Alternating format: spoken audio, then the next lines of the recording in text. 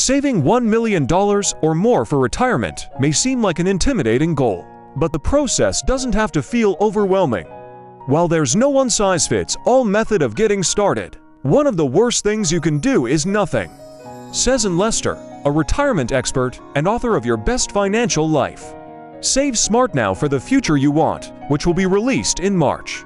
Give up this notion that there's a perfect answer, she tells CNBC Make It. There's pretty good to terrible. Pretty good is saving 15% of your money for retirement, while terrible is not saving at all.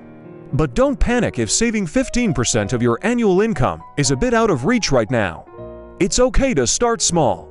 In fact, you could start by setting aside $20 a day, 5 days a week.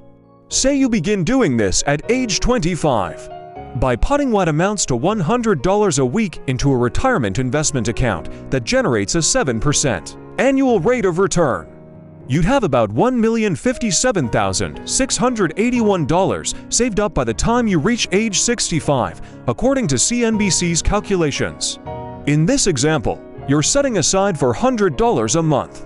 But thinking about it, as $20 a day can feel a lot less daunting when you're looking for money to divert toward your retirement savings.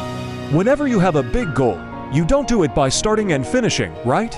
Lester says, you break it up into small, digestible pieces.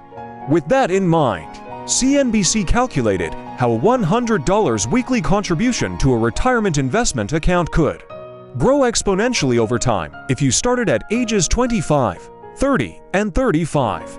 These calculations assume the account generates a 7% annual rate of return and don't account for unpredictable factors such as market volatility or periods of unemployment. The results: if you started saving $100 a week at age 25, you'd have over $1 million by age 65. If you start at age 30, your retirement savings would have grown to around $726,000 by 65.